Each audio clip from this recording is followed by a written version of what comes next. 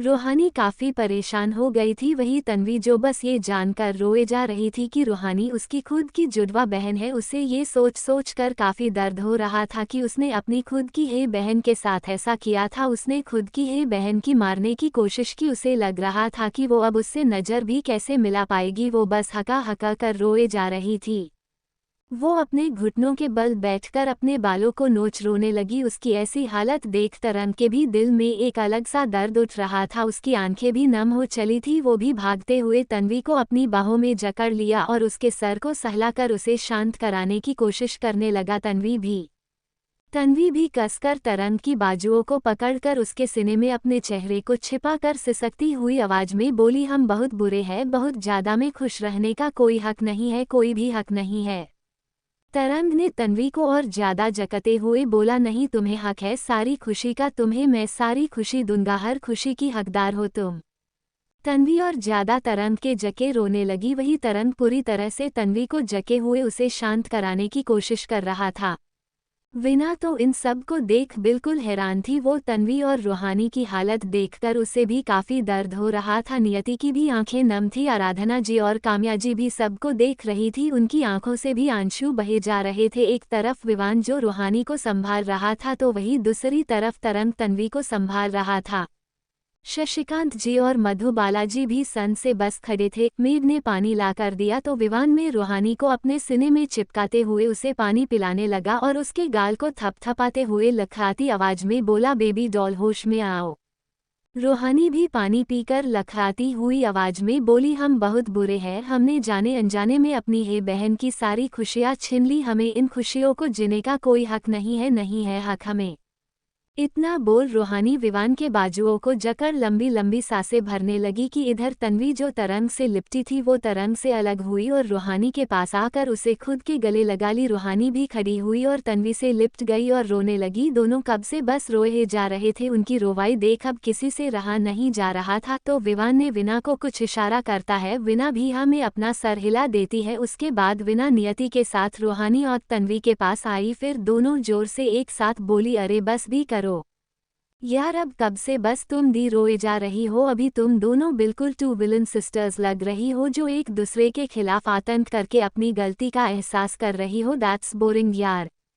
इतना बोल विना और नियति दोनों उनके कान के पास मौथोरगन बजाने लगे, वो भी एकदम जोर जोर से, जिससे एक पल के लिए सबको हंसी आ गई क्योंकि वो दोनों उन दोनों को हंसाने के लिए कर ही रहे थे कुछ ऐसी हरकत।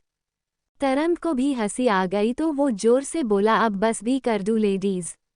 रूहानी तन्वी से अलग हुई और फिर उसके गाल को अपने हाथ में लेते हुए बोली, हमारा रिश्ता सिर्फ दिल से ही बहन का नहीं है बल्कि हम तो खून के रिश्ते से भी बहन है।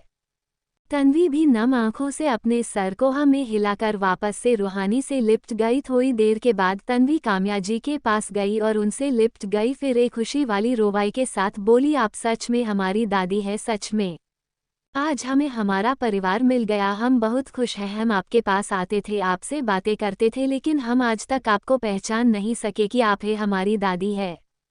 हम कितने बड़े बेवकूफ़ हैं न। काम्या जी भी तन्वी के बाल को सहलाते हुए खुशी से बोली, हाँ आपको पता भी नहीं हम आपके बिना पल पल कैसे तड़पे हैं। एक दिन ऐसा नहीं गया होगा जब हम आपको याद करके अपने आंसू ना बहाते होंगे, लेकिन हम भी कितने पागल थे जो आपको पहचान ना सके। लेकिन अब आप हमें मिल गई है, हम आपको कभी खुद से अलग नहीं होने देंगे। तन्वी भी रोईसी आवाज में बोली, हम भी।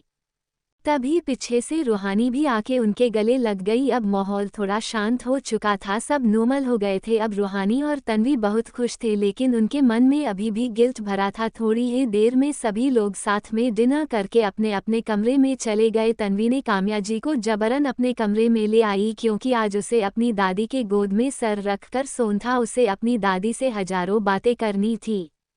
वही विवान में शशिकांत जी और मधुबाला जी के लिए पहले से ही विवान ने गेस्ट रूम रेडी करवा दिया था, इसीलिए वो गेस्ट रूम में सोने चले गए और बाकी लोग भी अपने अपने कमरे में चले गए। रूहानी और विवान भी कमरे में थे। रूहानी विवान के कंधे में अपना सर रखे बेहद सुकून के साथ बैठी हुई थी। विवान भी रूहानी के सर को प्यार से सहला रहा था। रूहानी अपनी आंखें बंद करते हुए बोली, तुमने हमें पहले क्यों नहीं बताया कि तन्वी हमारी जुड़वा बहन है और हमारी दादी जी जिंदा है, उन्हें कुछ नहीं हुआ है। रूहानी की बात पर विवान उसके माथे को लाइट किस करते हुए बोला, अगर पहले बता देता तो तुम्हारे चेहरे में मैं ये खुशी कैसे देख पाता। विवान की बात पर रूहानी घिरे से बोली, थैंक यू सो मच इतने बड़े सरप्राइज के लिए, पर हम तुमसे गुस्सा है, बहुत ज्यादा गुस्सा है। रूहानी की बात पर विवान उसके सर को अपने सीने में चिपकाते हुए मुस्कुराकर बोला, क्यों गुस्सा हो बेबी डॉल।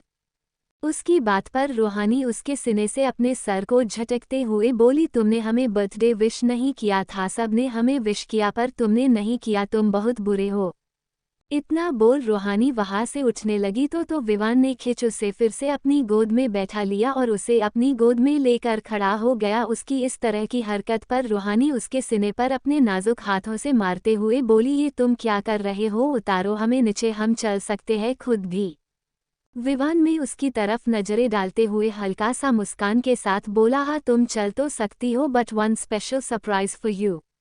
विवान की बात पर रूहानी कुछ नहीं बोली और बस अपनी आंखें बड़ी करके उसे देखने लगी। वही विवान ने रूहानी को लेकर टेरेस पर आ गया। रूहानी की आंखों में विवान ने पट्टी बांध रखी थी जिससे उसे कुछ दिखाई नहीं दे रहा था। विवान में घिरे से उसे अपनी गोद से नीचे उतारा, फिर उसने उसके कानों के पास जाते हुए घिरे से बोला, you are mine darling. Vivaan की बात पर रूहानी की दिल की धड़कन बेहद तेजी से चलने लगी, उसकी सांसें थमने लगी। वही विवान ने घिरे से रूहानी के आंखों की पट्टी हटाई और फिर उसे आंखें खोलने को बोला तो रूहानी ने अपनी आंखें खोली। उसने अपनी आंखें जैसे ही खोली तो उसके सामने बेहद हसीन नजारा था। पूरा terrace red roses, red balloons और रेड डिम लाइट से सजा था। वहाँ एक रोमांटिक तरीके से डिनर के लिए टेबल भी सजा था। उस टेबल के चारों ओर कैंडल सजे थे और टेबल पे ब्लैक फॉरेस्ट केक भी था। रूहानी अपने कदम बढ़ाई, उसके चेहरे पर एक अलग सी चमक और खुशी थी। वो बेहद चमकती हुई आंखों से विवान की तरफ पलटी और खुशी के साथ बोली, हाउ ब्यूटीफुल। विवान ने अपने कदम रूहानी की तरफ बढ़ाया और उसे कंधे से पकड़कर केक के पास ले जाते हुए बोला, let's cut the cake quickly and feed me with your delicate hands baby doll, because तुमने मुझे पार्टी में भी केक नहीं खिलाया था और देखो अभी मुझे मेरे मुंह में तो पानी ही आ रहा है। विवान की बात पर रूहानी अपने आंखों को फैलाते हुए बोली, हाँ तो तुमने हमें विश भी तो नहीं किया था। फिर वो थोड़ा मुस्कराते हुए बोली, लेकिन चलो कोई बात नहीं, अब तुमने हमारे लिए इतने मेहनत से ये सब डेकोरेट किया है, यहाँ इतना रोमांटिक माहौल बनाया है, तो हम भी तुम्हें केक खिला ही देते हैं। इतना बोल रूहानी नाइफ उठाकर केक कट करने ही वाली थी तो विवान ने पीछे से आकर अपने चेहरे को रूहानी के कान के पास करते हुए अपने एक हाथ को उसकी कमर पर रख दिया और दूसरा हाथ उसके नाइफ पकड़े हाथ पर रख दिया। ये देख रूहानी हल्का सा स्माइल कर देती है। तभी एक सॉन्ग प्ले हुआ। वो पहली नज़र वो चेहरा तुम्हारा, जब आंखों से तुमको दिल में उतारा था। वो पहली नज़र वो चेहरा तुम्हारा, जब आंखों से तुमको दिल में उतारा था। मैं भुला नहीं हूँ पनाहों को तेरी, वो जिसमें था मैंने जमाना गुजारा। बिछने से पहले तेरा वो मुझसे लिपट जाना, वो बेबस निगाहें निगाहें तेरी अब तक फरियाद करती है। तुम्हें बारिश बड़ा याद करती है, तुम्हें बारिश बड़ा याद करती है, आज भी मुझसे तेरी बात करती है। तुम्हें बारिश बड़ा याद करती है, दो दिल दो दिल। जैसे ही ये सॉन्ग प्ले हुआ वैसे ही रूहानी ने केक कट किया और फिर रूहानी ने पहले विवान को अपने हाथ से केक खिलाया, फिर विवान ने भी रूहानी को केक खिलाया। उसके बाद विवान ने सीधे अपने घुटनों के बल आ गया और फिर एक डायमंड रिंग को अपने दाहिने हाथ से रूहानी की तरफ बढ़ाया और अपनी आंखें बंद कर ली। वही रूहानी विवान के इस एक्शन से बिल्कुल शॉक थी, क्योंकि आज उसने खुद से विवान को प्रपोज करने का सोचा था, लेकिन यहाँ तो सब उल्टा ही हो गया। लेकिन वो बेहद खुश थी क्योंकि आज उसकी दिली ख्वाहिश पूरी हो रही थी। विवान अपनी आंखें बंद किए ही बोलता है, तुम मेरी जिंदगी में तो शामिल हो ही, पर क्या तुम पूरी तरह से मेरी बनना चाहोगी? क्या तुम मुझ बेताज बादशाह की बेगम बनना चाहोगी? क्या तुम मेरा साथ जिंदगी भर एक हमसफर बनकर निभाओगी? क्या तुम मेरी इस अंधेरी दुनिया को उजाला करना चाहोगी? फिर वो थोड़ा रुककर बोला, बोलो, मैं तुम्हारे जवाब का इंतजार कर रहा हूँ। तुम्हारा जवाब सुनकर ही मैं अपनी इस गुनहगार आंखों से तुम्हें देखूंगा, क्योंकि मैंने पहली बार तुम्हें इसी दोषी आंखों से देखा था और उसी वक्त से तुम मेरा इश्क, जुनून, तड़प, तमन्ना, मेरी जिंदगी बन गई थी। विवान के हर एक शब्द रूहानी के दिल को कतरा कतरा कर रहे थे। उसकी आंखों से खुशी के आंसू बह रहे थे। वो भी बिना देर किए विवान के हाथ पर अपना हाथ रख देती है और रोनी सी आवाज में बोली, यस, मैं तुम्हारी बेगम, तुम्हारी मलिका बनूंगी। मैं तुम्हारा साथ जिंदगी भर निभाऊंगी। बस तुम मुझसे कभी दूर नहीं होना। I love you so much. मैं बहुत बहुत ज्यादा प्यार करती हूँ तुमसे। विवान ने भी अपनी आंखें खोली। उसकी आंखें भी खुशी से नम थी। वो तुरंत रूहानी को रिंग पहना देता है और फिर खड़े होकर सीधे उसे अपने सीने से लगा लेता है। आज इन दोनों का प्यार पूरी तरह से मुकम्मल हुआ था। दोनों बेहद खुश थे। Audio bye skill JX07। Vivaan ने अपनी आंखें खोली। उसकी आंखें भी खुशी से नम थी। वो तुरंत रूहानी को रिंग पहना देता है और फिर खड़े होकर सीधे उसे अपने सीने से लगा लेता है। आज इन दोनों का प्यार पूरी तरह से मुकम्मल हुआ था। दोनों बेहद खुश थे। तभी पता नहीं रूहानी के दिमाग में क्या आया, वो विवान से एक झटके में अलग हुई और फिर थोड़ी उदासी जताते हुए बोली, फिर से तुमने एक गलती कर दी।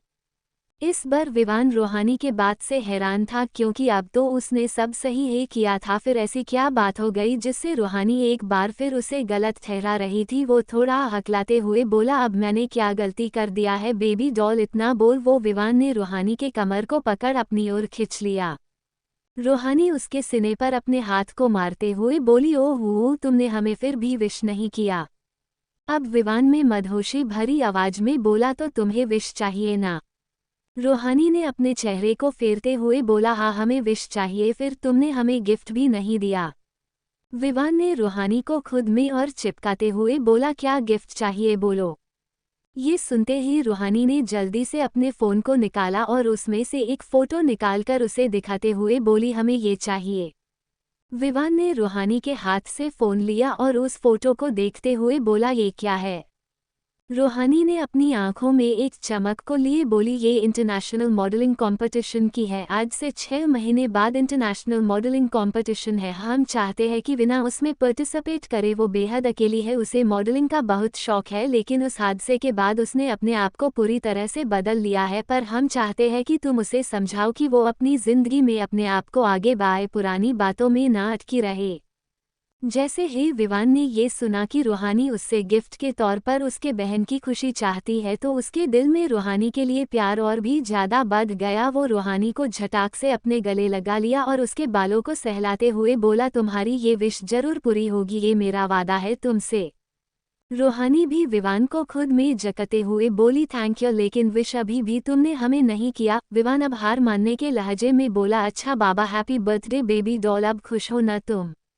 रूहानी को इस पर थोड़ी शर्म आ गई। वो अपनी नजरें नीचे की ओर झुकाते हुए बोली, थैंक यू। इतना बोल रूहानी वहां से भागने लगी तो विवान में उसे पीछे से उसके दाहिने हाथ को पकड़कर खुद की ओर खींचते हुए बोला, कहाँ जा रही हो बेबी डॉल।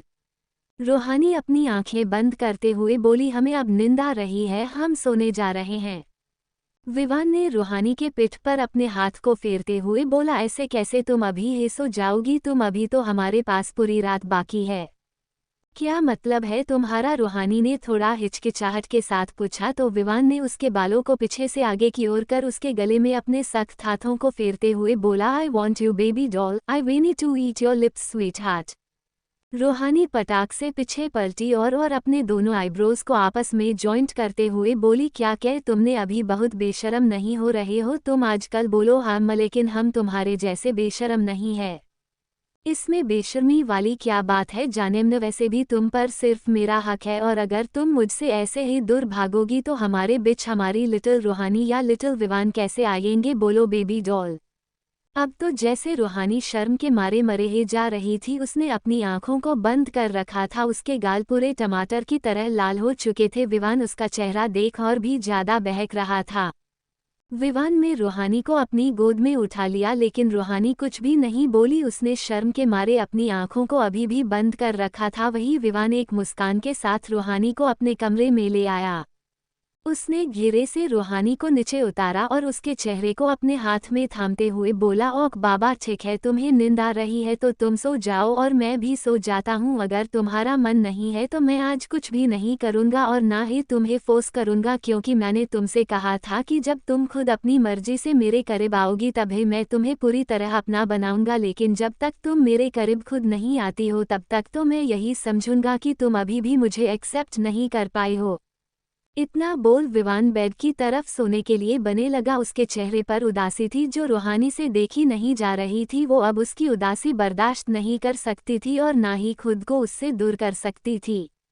इसलिए वो खुद से विवान का हाथ पकड़कर उसे रोक लेती है और उसके चेहरे के सामने जाकर प्यार से मुस्कुराते हुए उसके लिप्स पर अपने लिप्स रख देती है। रूहानी की इस हरकत पर विवान बिल्कुल शॉक था। उसे उम्मीद नहीं थी कि अभी रूहानी उसके साथ कुछ ऐसा करेगी, लेकिन वो खुश था क्योंकि आज ये पहली बार था कि रूहानी उसके इतना करीब आई थी। विवान भी बिना देर किए रूहानी को फोर्सफुली किस करने लगता है। रूहानी भी बेहद पैशनेट तरीके से विवान को किस किए जा रही थी। रूहानी के हाथ विवान के बालों को जके थे तो वही विवान के हाथ अब रूहानी के कमर से होकर उसके पिठ को धीरे धीरे सहलाने लगे।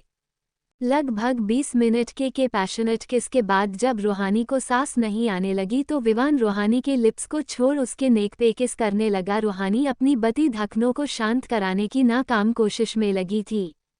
अब उसकी सिसकियां निकलनी शुरू हो गई क्योंकि विवान रूहानी के नेक पर किस के साथ बाइट भी कर रहा था। देखते ही देखते विवान के हाथ कब रूहानी के ब्लाउज की जिप पर गई उसे खुद पता नहीं चला। अब कुछ ही देर अब दोनों की ड्रेस कब में पड़ी थी और वो दोनों अपने प्यार के रंग में खोए थे। इसी खामोशी भरी रोमांटिक यादगार पलों के साथ वो रात के साथ साथ 3 महीने बीत गए। 3 महीने बाद सभी बहुत खुश थे, सब कुछ अच्छे से चल रहा था। आज पूरे 4 महीने बाद सलोनी जी, तरंग और नियति वापस मुंबई जा रहे थे। घर के सभी लोग बाहर पार्किंग एरिया में थे, सिर्फ विवान को छोड़कर। तरंग काफी उदास था क्योंकि इन सब के चक्कर में वो तन्वी को अभी तक प्रपोज नहीं कर पाया था। वो तन्वी के पास आया और एक अच्छे दोस्त की तरह उसके गले लगते हुए बोला, तन्वी मैं तुम्हें बहुत याद करूंगा। तरंग बोल तो रहा था तन्वी से दूर होने के गम में, लेकिन तन्वी तो तरंग को सिर्फ अपना एक अच्छा दोस्त मानती थी, इसलिए वो दोस्त की तरह ही बोली, हम भी तुम्हें बहुत मिस करेंगे। फिर तरंग रूहानी विना को भी बोला, फिर आराधना जी, काम्या जी के पैर छूकर उनका आशीर्वाद लेकर कार में बैठ गया। उसकी निगाहें बार बार तन्वी में ही जाकर टिक जा रही थी, जिस बात को काम्या जी बेहद अच्छे तरीके से गौर कर रही थी। उनके चेहरे में ये देखकर एक खुशी थी। सलोनी जी और नियति भी सबसे अलविदा लेकर वहां से कार से निकल गए। उनकी फ्लाइट दिल्ली एयरपोर्ट से थी, इसलिए उन्हें पहले उन्हें एयरपोर्ट जाना था, उसके बाद वहां से फ्लाइट से मुंबई जाना है। उनके निकलते ही सभी लोग वापस घर के अंदर चले गए। अभी सुबह का वक्त था, सभी लोग डिनिंग टेबल में ब्रेकफास्ट के लिए गए। विवान वहां ब्रेकफास्ट के टाइम भी नहीं आया। ये देख रूहानी का पारा विवान पे बेहद गर्म हो रहा था, लेकिन वो कुछ बोल नहीं रही थी। शांति से सभी लोग ब्रेकफास्ट किए। आज विना बेहद खुश नजर आ रही थी। विना की खुशी को देखकर काम्या जी उनके सर में हाथ फेरते हुए बोली, क्या बात है, आज आप बेहद खुश लग रही है, कोई खुशखबरी है क्या? विना ने अपनी खुशी को जाहिर न होने देने वाली मुस्कान के साथ बोला, नहीं तो दादी, कोई खास बात नहीं है। तभी बीच में रूहानी बोल पड़ी, अरे अब बता भी दीजिए क्या बात है। तन्वी उसे छेने वाले लहजे में बोली, हम विना, हमें भी बताओ, हम भी जरा खुश हो जाए। आराधना जी ने भी यही कहा तो विना से अब रहा नहीं गया और वो उछलने लगी, यस गाइस, है खुशी की बात, लेकिन ये बात पहले मैं भाई को बताना चाहती हूँ। रूहानी ने अपने दोनों आईब्रोज को आपस में जॉइंट करते हुए बोला, अरे ऐसी भी क्या बात है जो आप हमें नहीं बता सकते हैं? विना ने भी खुशी से कहा, हम नहीं बता सकते हैं।